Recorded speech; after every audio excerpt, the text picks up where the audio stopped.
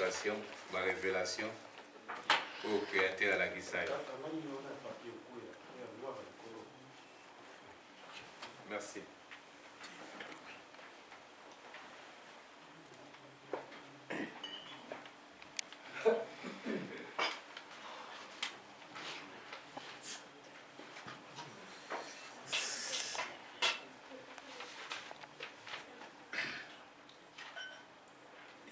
Il y a le bosso, on a aussi appuyé merci. On a l'organisateur, il y a conférence Nabiso, c'est la libération du Congo. Tout le monde parce que vous voyez, ils ont été démoqués parce que depuis Nayaki, nous avons fait la tournée d'Europe, nous avons fait la conférence, pas union, et les gens me posent beaucoup de questions. Donc, ça l'effort de façon que donc on a remercié l'organisateur pour l'effort Basali pour organiser la conférence Oyo. Parce qu'il va dépenser Bambongo na Bango, Batimi Tuka na Bango, à notre disposition pour tout le Sangana et nous devons être reconnaissants. Nous avons l'écriture, Mandombe qui est l'écriture de la race noire, révélée par Papa Simon Kimbangu depuis 1978. Et pour raison de temps, nous allons très bref, mais nous allons dans le Mbangu. Mais avant de compter à Mozindo, il y a une conférence, la démonstration sur l'écriture néo-africaine. D'abord, maman, quand on a pour 2 minutes.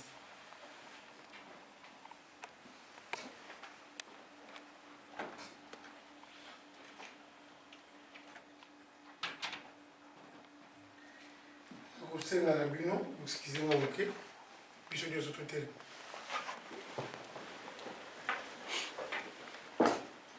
Tout à l'école, on a une bonne de l'amouké. Na kombo ya tata Nzambe Nzambe oyo akelaki mokili na kombo ya Papa Simon Kimbangu Molimo Mosantu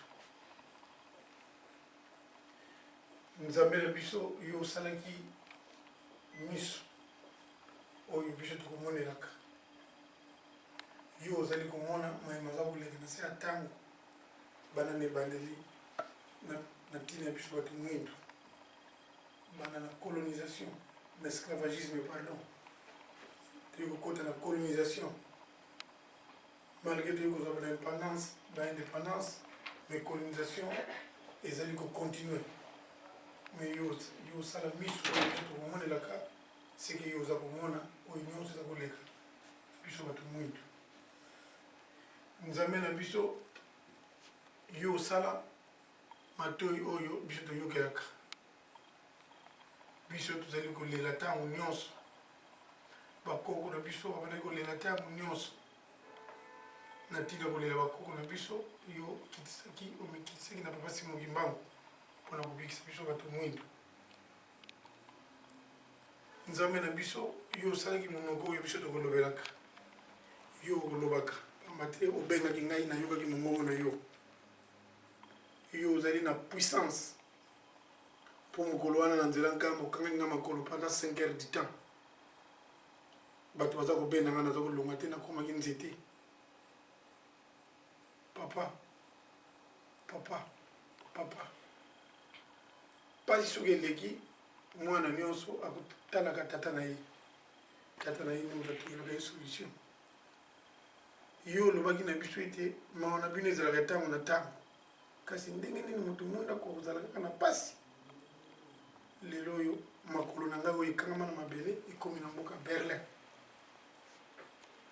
polere nakangamaki na mabele eloko moko esalaka teke makolo na ngai ekanga mabele oyo ngai namonaki yango te kaka phénomène kaka nazokoka kolonga so na mabele te elo makolo na ngai eti na mboka Berlin papa atiki ete oyo nyonso bango basala mpona biso bato mwindu ekoka kozongela bango to mpona makolo na biso 3 fois ekoka kozongela bango moko pamba te yo osalaki biso te po tokoka kozala na pasi yo olobaki so oke epai ya bato balingi yo te pupola makolo biso topupoli makolo tika te symbole biso tosali awa yo oza komona baoyo opesaki bomengo lelo kutu bayebi yo lisusu te mpo bandako ya nzambe oyo nga namoni banda na babelgique na bafrance na bahollande awa na allemagne soki etongamaki bandako ya nzambe ya ndenge wana po ete bamonaki yo makambusi osalelaki bango na bomengo na bango eleki baposani yo yango na baba soki bato babwaki yo opesi bango mpe mokongo tika te oyo baza koyeba yo okokosala na bango biso kuna na afrique ntango nyonso toli kobelela yo mokolo mosusu mondele moko na conférence alobi nanga mpona nini ozolobela nzambe keye moto arevelaki écriture ngai naza nandimaka na nzambe te nandimaka na la vie ngai nayebisaki ye tata nzambe kasi yebisa bakoko na bino to bakonzi na bino baya kozwa babible nyonso oyo bayaki nango kuna na afrique mpo bango bayelaki na afrique kote ya biso nzoka nde bayaki kokosa biso puiske bino badescendant na bango boza koloba na bino ke boyebi nzambe te donc soki bakoko na bino bayaki koyiba biso wana papa simokimango avakende ye alobaki natikeli bino bible tika te eloko bango babwaki biso tozwi na biso yango tika te ya nzambe na biso yokoka koyamba biso ndenge mpe biso toyambi yo na afrique osala kati na biso mpo te mokili bayeba ete solo yo ozali nzambe mpe kotikala kaka nzambe nyonso tokoloba awa tika te euta na yo moko mpo te kokobonga mitema na biso mpo tosalima solo na kombo tata mwana mpe mosantu amen ovanda bino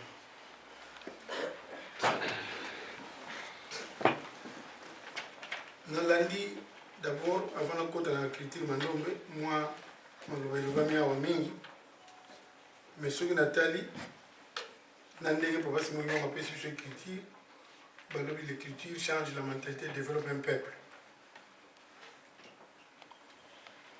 c'est-à-dire soki bozwi écriture kokobongola bino ngai nalanda message wana réponse wana na France na radio France international oui France Inter international RFI donc bapozaki auditeur moko moto apozaka question na journaliste moko que savez-vous d'une écriture l'écriture change de mentalité et développe un peuple ndele moto azongisaki réponse wana nga nazwi biki nakomi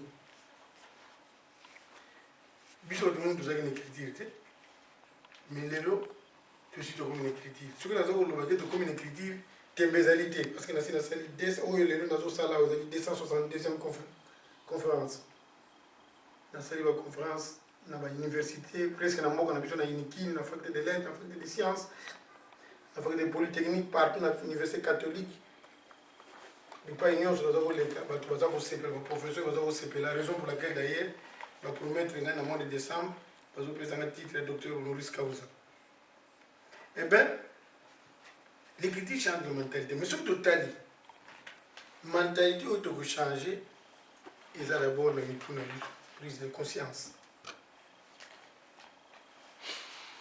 parce que totala kaka lelo mondele akende atika mboka biso na biso toza kobomana toza kobunda toza kowelana mpona nini kozanga bolingo or soki prise de conscience ezalaki tokoki kobomana te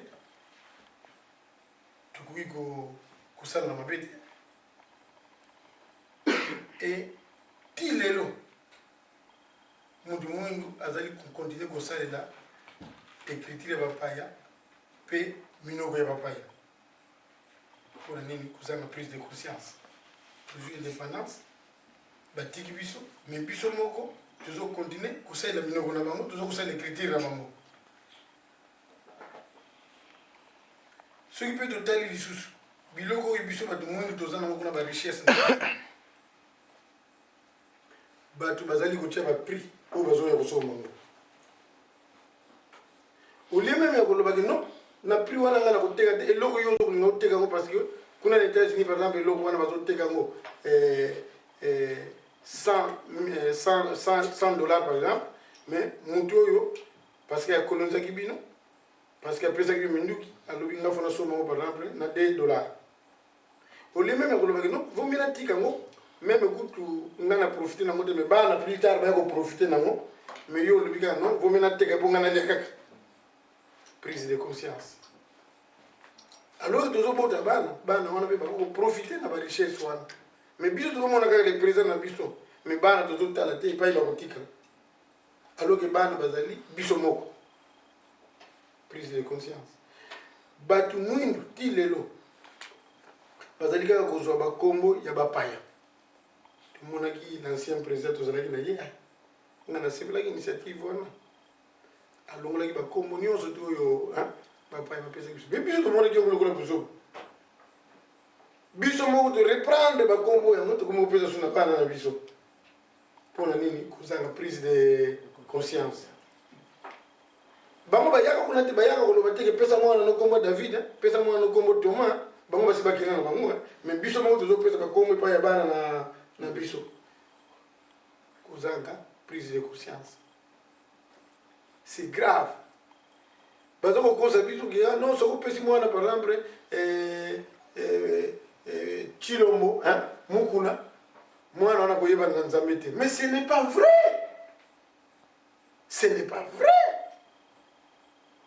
Maman n'a pas l'air à côté de moi. Comment va y pesa mwana mukanda? Muda pesa mukanda na baluka mwana muda ko ba mwana kayete. Pour maman n'a yeba ki tata na yete, tata ne bakanga kay na 1921 na basi molimbangu, ba mimaki na relégation na Ilebo. Après ba belge ba bomaki, tata maman na mais grâce heureusement koko na ngai atikala ki na zema maman na nga. Mwana moko ka tata na tika maman na nga. Tango azongaki baye kotika mukana mais liba fongolaki mukana batala balobi kombo ya mwana ngobota kopese kombo vumi wa Nzambe lubanti kula za la crainte de Dieu et le commencement de la sagesse balobaki te kopese kombo vumi wa Nzambe Madeleine mais vumi wa Nzambe Joséphine qui a prise de conscience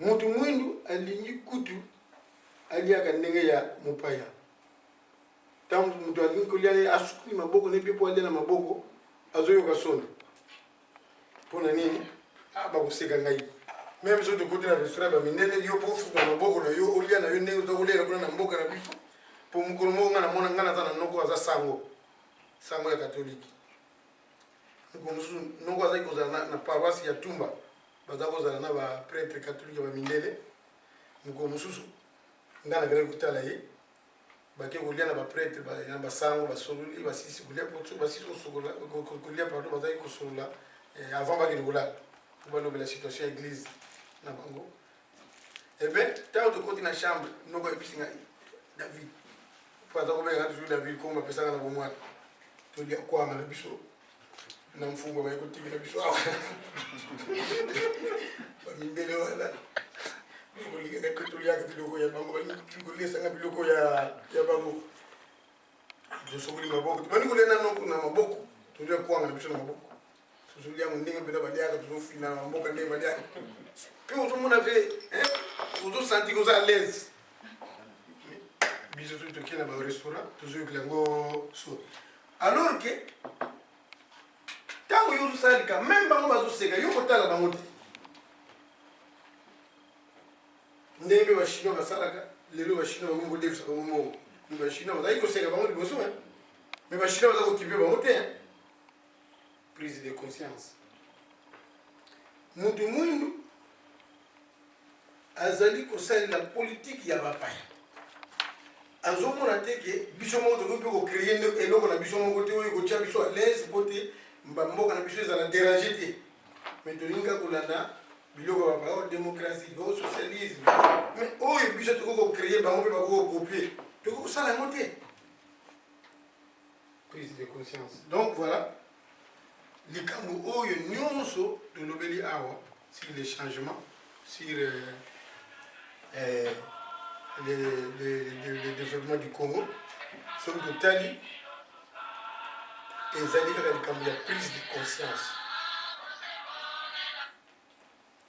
ntango mosusu makambo mosusu parce que tolandi makambo ya politicien okobeta mabako na bino mingi mais lere mosusu organisez-vous mettez-vous au travail bokomona na misala bokosala bato bakomona ke na regrette même ntango muta mumalobi awa akende kobwaka 50 dollars 50 millions ngaki mafali kobenga ngai tosala ta baplantation na biso ya bapalmier tozwa bato ya mosala parce que mbongo na yokina kobosi tosali bapalmier na biso tozwi bato ya mosala bapalmier wana tere mona kobota mafuta tosala basavon na biso mafuta ndambo tozoteka lobi après tosali mwa eloko mosusu bato kaka tona koengage bato bale basalela yo propagande mais tere wana eza trop glissant nalinga kolobela ngo te bon donc voilà changement ya mentalité na biso euta d'abord la prise de conscience et la prise de conscience est dans nos têtes po mutu po akende koboma mutu po azwa revolver makanisi na ye ekouta na mutu pour revolver ndenge eza eloko oyo soki eza ebomaka mutu jamais kokolonga wana ekende koboma mutu il faut kaka mutu azwa yango akende koboma mutu mais mutu wana mpe soki alobi ke ekopolela awa ekopolela wana nga na koboma mutu te ekende te ekoboma mpe mutu te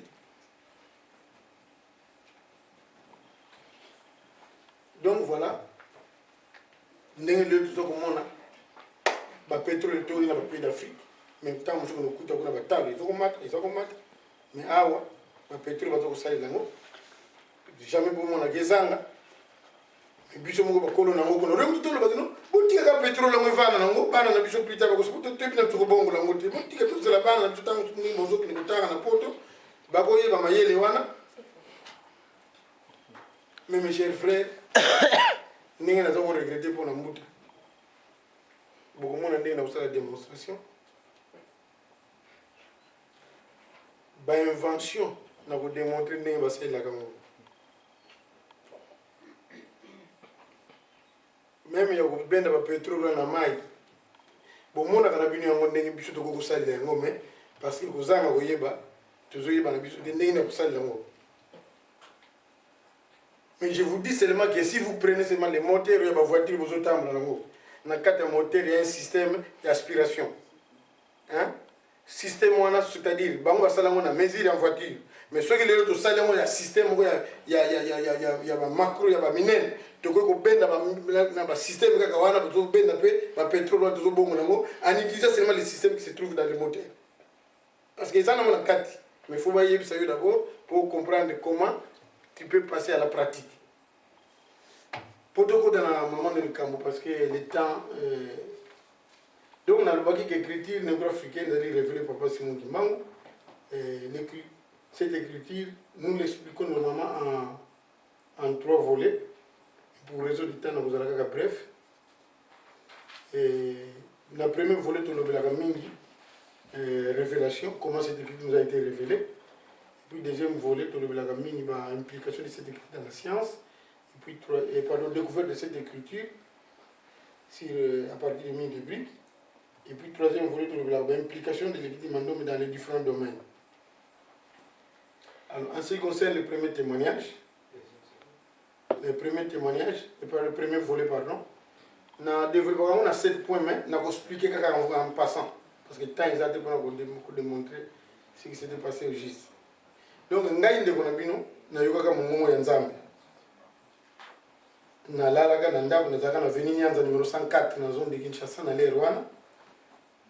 Na yoki mongongo ya Nzambe na likolo ebenyi ngai elobi na ngai David keni na nkamba keni kosambela osukola okozwa mosala mpona bato mwindu. Donc, audition d'une voix, me priant de me rendre en Kamba pour se baigner, pour prier se baigner dans la source sacrée pour recevoir une mission en faveur de la race noire.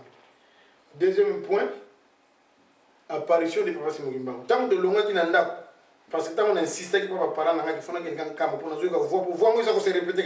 Si on a la ligue, ça se répéter. Dans l'autre, il y a d'autres mususu. na kende kenkama na mataka ba avion papa na lota ba ndoto musu na kolota ngo banda na lala ki na 21h ndoto nsko se répéter ka tina 6h atongo ba ndoto musu na lota et koko se répéter pendant 7 jours pendant 6 jours pardon na kolota ngo lundi même ndoto na lota musu lundi mardi mercredi jeudi vendredi samedi ils a souvent ndoto te za ba message alors tant on a insisté na ba parents na ba comprendre na to geni na nkamba na bango mais les to comme na mola na lera kala bishine to yibi pona kende bako ngo zo ba mituka mola tant que matina mutuka ba parents na so pour ni so ba za ko chatembi mais ba zo mona siko papa singo ngima ngo fana na gauche na ngana kati ya mutuka pendant que ba client ba zo ya ko mata na ba client musuki ba za na mutuka ba parents na ba ko supporter yete parce que ba mona ki na chaîne na ndenge ba belge ba kangila ka na 1921 na kingo na maboko tina makolo après ba para ba kimi na mutuka paga isalma na mola kwa ba chauffeur ba sili ba na moi bobo zo mona mutu na kati ya mutuka mais oyi komika mususu ba biso to komema bino susi to zo maga na kuna ko maga minye de kaka mais je suis vraiment rapide parce que temps vraiment bon troisième point tant to maniko kenisiko na nzela nkamba na bandi ko yoka banzemo na likolo mais na yoka banzemo mibale na likolo ya nzambe bazo yemba nga banzemo mibale wana mais banzemo église kimbangi assez moi là j'étais pas encore kimbangisi j'étais catholique na comment kimbangisi après et puis banzemo mibale na zako yoka nzela ni oto zokende na zo yoka banzemo wana mais baleki na ngoto zalaki na bango bazo yoka muti soki ba yembi bakati après mususu bandi mais baleki batu ba comprendre nga bazako yoka te et puis parce qu'à partir de maintenant nous na biso boyaka na ngaka tena kene nkamba yebisaki ba parents kwa magingai ke non ko kene nkamba te biso ba catholique ngana kimaka na butuna deux cousins na 4h du matin na kimaka ba tokene na bango na nkamba bango nde ba monaki ba makambo na zo yebisa ngai na zo yebisa bino. Alors quatrième point vie d'une constellation des étoiles, c'est-à-dire na koma ke sika moko na butu ta on a bani ko bondela. Alors cousin nga a kati nga lobi na ngai tellement comme ça le canal kolo na kati prière parce que na misisa ki prière te cousin ma na photo wana sisa ki na yese kala milité azo ça n'est pas d'amson na kisasa na eh ben na tani na likolo boye na moni ba étoile nyonso sangani sali li bouquet. En dehors, il y a cercle, on a étoile, sauf la ligne qui était en dehors du cercle. Alors, juste le salle, il a mis tout dans le bichon.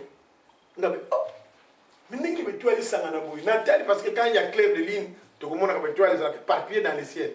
Mais mon colon a une étoile, et ça a les bokeh, juste au-dessus de nos têtes. Et puis, c'est un bon signe de continuer.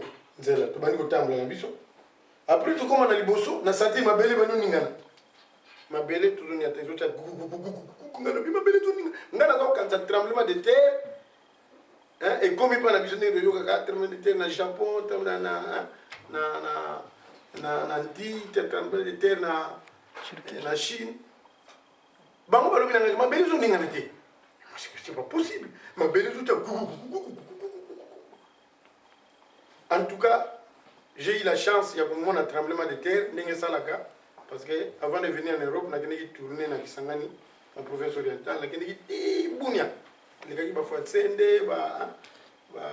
Komanda, je suis dans Bounia. Je suis dans Bounia, je suis dans un tremblement de terre, les gars qui ont. Donc, on se sent dit mais, bon, ma belle zone est. Et puis après un certain temps, j'ai senti mes deux pieds pouf collés au sol. Je ne peux pas. Le nègre n'a pas na kalama na belé. Nègre n'a pas na koki ko longa le kol na belé ti. Le kol ba tchenga ba kol patex na se. Kuna le kol ba emamoko ba kanga kinga ba kuna le kol ba ventouse. Na zo tante na benda makolo bo makolo zo ezo longa ko ezo boya ko longa. Na kanga na belé ça miracle mangol. O kanga mandenge na kanga na miracle mo zo le ka. Ba cousin na ngona ba ye ba bani ko benda nga comme ça de part et d'autre bazaki bango mibale à force même ya ko benda nga na banu centime ko ba singa bino botike bo buka nga mibuka mais ni ezo te ka nga bino zo comprendre ti a fait les comptes. Moule bani ko menacé. Ba kake badi ko beta bango balobi meto kima moule ningo noka ngabi me makolita ko kama ko kima ndenge. Finalement moule ma casse bani ko noka nous étions complètement mouillés. Eh bien pour nous la rapide na Kamboyo parce que c'est très important pour yo Congo. Tu vas là pendant 5 heures de temps. Et puis après 5 heures de temps, sans aucun effort, ben n'a idée. Quand on a déplacé, on a monaki. Et on a normal. Mais l'homme, c'est quoi? Et pourquoi ils ont le pour soutenir? Vous voyez? Alors, ce qui a encore étonné, qui nous avait étonné, nous, nous avons chacun ma belle, ndenge mulangi na tribu ina china mabele pour tout mama nous na tempête pour tout longa na 4 heures du matin tant to kimaka cousin nanga na zo muinda bo ndenge na chemulangi boye cousin nanga ko azo sala na pas damson ou asisa na yes ye o mona ki betuali ye peka mdanga zo muinda alinga bena muinda zo kama ya David ngabi muinda kama ndenge ngamo na kena simi singa muinda na baniko benda boye singa muinda e boye ko na mabele réservoir à pétrole, ça n'est qu'à coller au sol. Parce que le réservoir n'est pas contact dans ma belle. Donc voilà. Après, on a le parce que je n'ai pas voulu continuer sous un cam. Bon, tout ça, les chemins de retour. Alors que tu as 12 km pour te commencer en cam, et pas de route, il faut tout ça encore plus de 50 km. Oui. Bon, il faut toujours apporter peut-être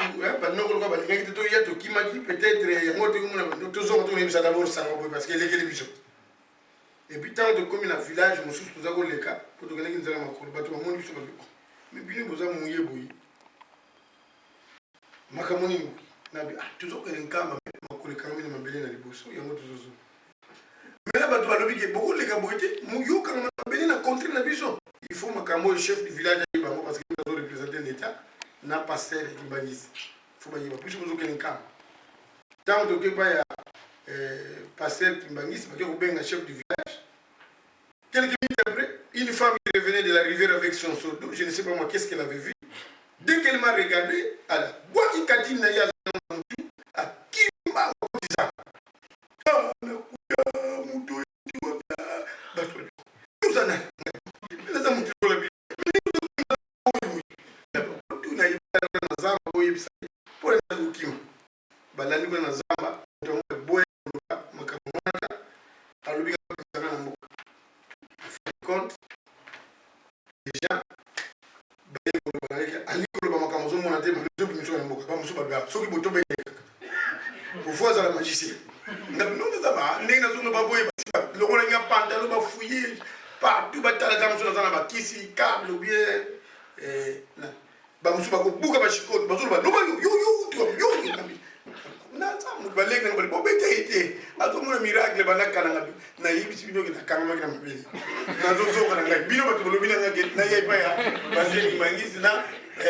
Chef du village. Si vous voulez développer une miracle, monsieur Salam. Bon, tu es là, les gars, on va vous mettre tu vas le vivre. Biso de moni. Au gozo, on a des faux comme un cas. D'accord, il n'y a pas de problème. Il y a tout ça qui est démitou. Bazo, vous êtes sur un camp. Quand tu communes entrer en camp, les bosoles de comment tu coûtes à l'immunité, tu ne pas de sans problème. Tu es immunité. Après, tu continues quand tu communes en camp, tu as mon avis moutou. Na musika à l'attaque bleu blanc tellement qu'il bosso il y a entrée principale en Kamba. Après quelques minutes après mon temps tellement qu'il est pénal pour le grand mon c'est la moupaille. Après quelques minutes après abani au Kenya il pénal bosso. Biso biso na taina sima. Et puis à ma grande surprise, moi je croyais que c'était un homme ordinaire quand il était mon mon ça so Kenya bosso, il a fait ses bras comme ça. Paf. Abano pumba na likolo comme ça comme un oiseau. Ngala kilinga bien tellement mon zo pumba. Bango balobi na ngai tozo mona ité.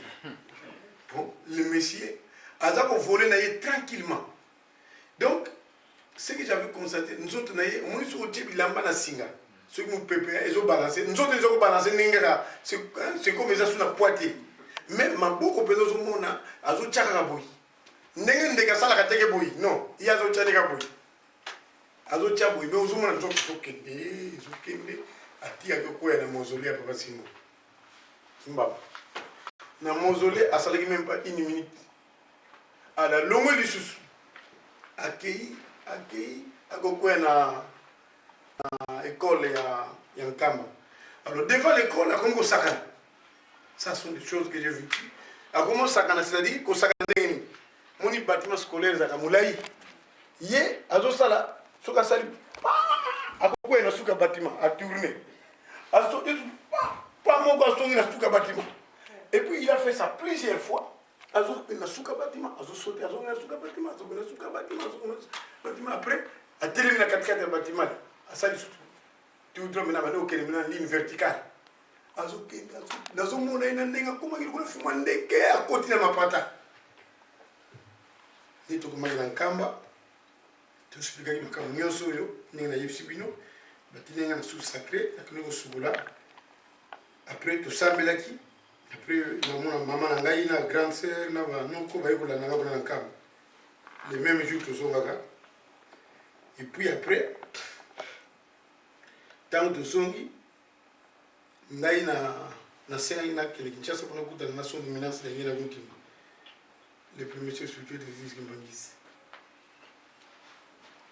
tant tosololi na chef spirituel na Kinshasa tosololi na ye na expliqué makambo nyonso ndenge namonaki alobaki na nga kaka na mokuse kaka ke vous avez une mission parce que mon père avait prédit en 1921 il y a des jeunes gens qui auront une mission spéciale mais vous allez les découvrir par des signes oyo nyonso vivre eza basigne ezolakisaki mon père t'a choisi donc voilà papa alobi na ngai à partir de maintenant il faut commencer à beaucoup prier parce que mon père viendra lui-même te dire qu'est-ce que tu vas avoir comme mission personne ne dira ça je nalandaki conseil à papa makambo mingi elekaki wana mais mpona kolwela ntango alors maintenant ntango nazosala mabondeli wana parce que nasongaki Mbanza-Ngungu parce que nous avons une parcelle à Mbanza-Ngungu famille etikala nango kuna te na préféré que nakovanda kuna mpona sala bapriere na ngai bon na lero wana koko na biso asalaki nanu kuna na bagrande sœur nazalaki kobondela mingi nasalaki 8 mois de prière ya jeune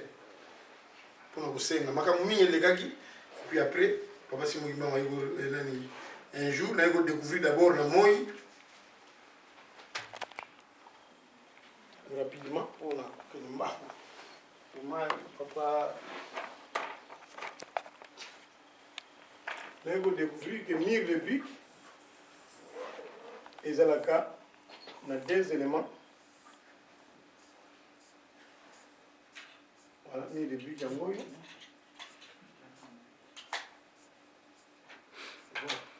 vous découvrez que mire de briques, ils ont 2 éléments, ils ont la forme de chiffre 5 dans 2.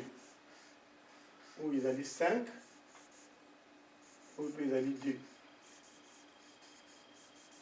2. Celui de Bimisi Yango, comme on a dit, ils ont dit que G à chiffre 5, 5, union 2, union 5, union 2, union 5, union 2, union 5, union 2, 5, union 2.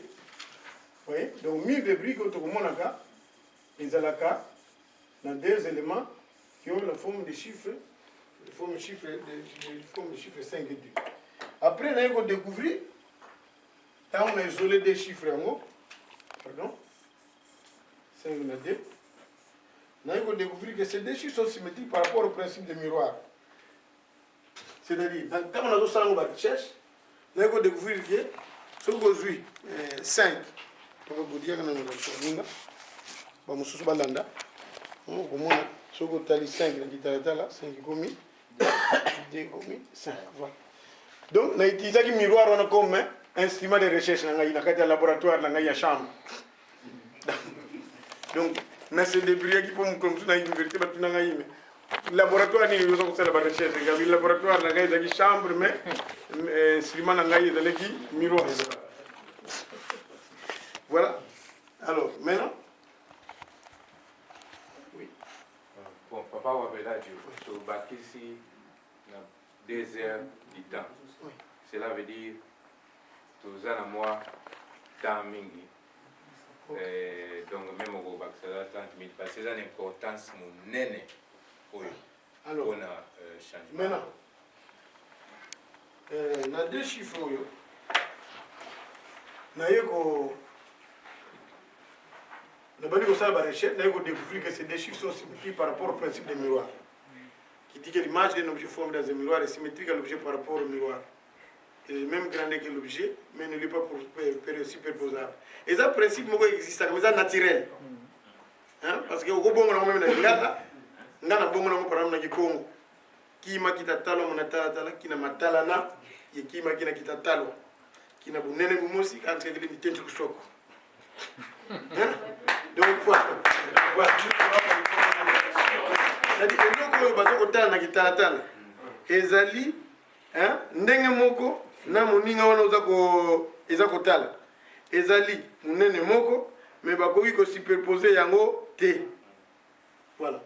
Alors na évoluer ki ndenge ni naza na 5 soki tobakisi 5 trait na C à 5 esali 6 toza na 5 soki tobakisi trait na 5 na likolo ekomi 9.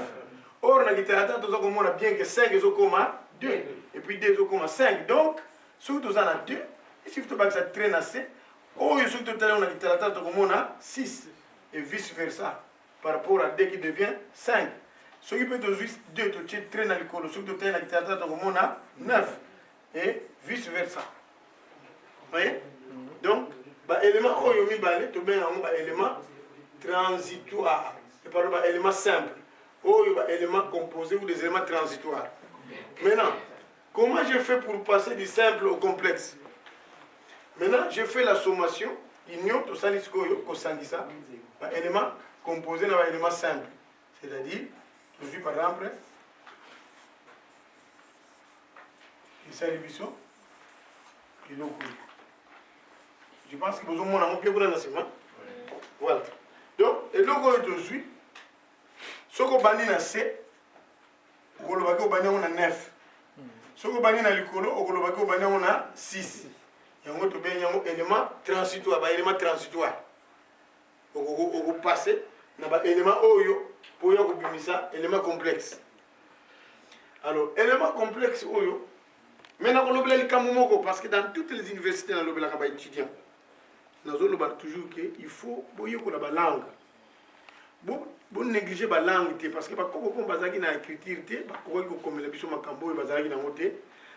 a un message dans la langue. Na banzemu langue traditionnelle. Il faut pas na baye kolaka yango. Ça j'insiste toujours dans les universités, pas juste dans des dépassés. Parce que tant que professeur Lofo na faculté de sciences, mukolo alanda qui exposé nanga comment j'ai découvert de nouveaux types d'angles. C'est-à-dire à part angle ba exception en classe angle droit, angle gui, angle plat. Moi j'ai découvert d'autres angles à partir de ces éléments ici. Nous avons professeur de la faculté des sciences, non, ce sont des angles réels qui existent, qui flottent dans la nature, mais toi tu as pu capter ça. Mais il faut appeler ça des nouveaux types d'angles. Eh bien, quand on a découvert un nouveau type d'angle, le professeur Lofalobi Nangaï, c'est fini, l'écriture se confirme. Mais pesa ba combo ya biso ba de muito.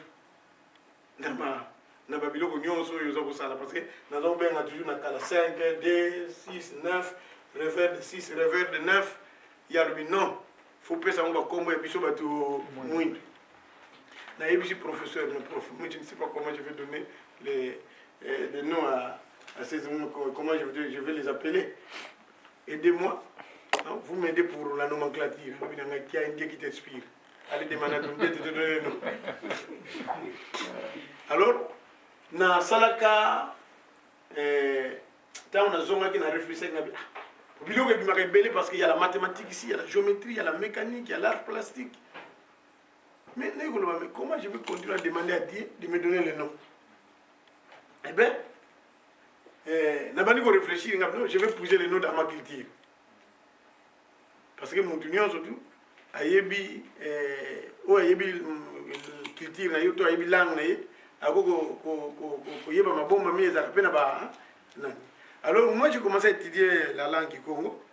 Mais na sala d'abord analyse moko na monaki ke na lobela kango pour bana bayeba comment faut-il faire des recherches.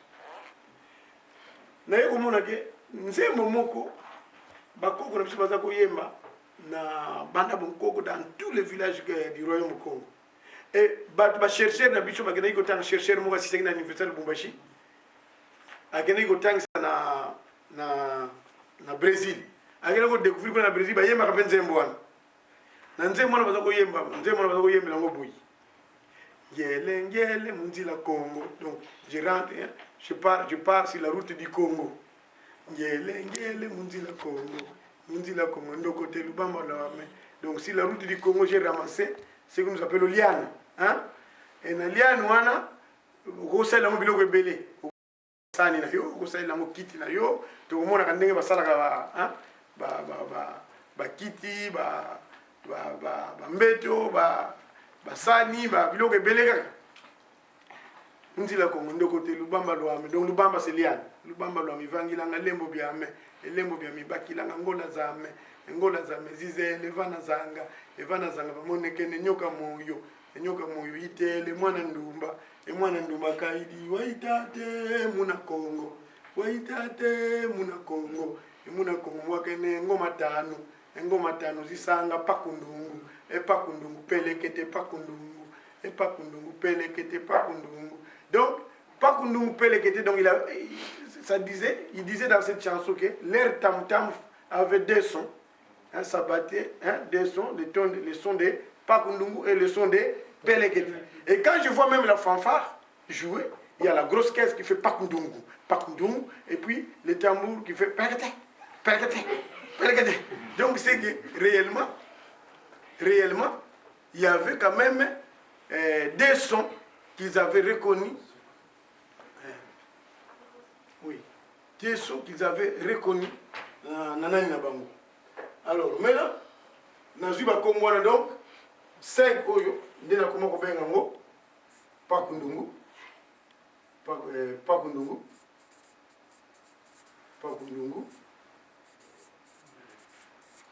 Et puis, 2 oyo, ndena kuma ko benga ngo, pelekete. Et quand vous regardez bien, c'est-à-dire, tant que tu as les recherches, nous veut dire gros. Kete veut dire petit. Quand on dit à Congo kete, c'est quelque chose qui est petit. Quand on dit ndungu, c'est quelque chose qui est grand. Hein? Quelqu'un qui est gros, on l'appelle ndungu. Hein? Ndungu. Donc, pas que nous appelle kete, c'est ce que les Japonais ou les Chinois appellent les yin et les yang. Si on vous demande aujourd'hui, vous les noirs, quel est votre yin, quel est votre yang, dites que c'est le pas que nous et les pelekete. C'est ça. Et bon, maintenant, alors j'ai progressé.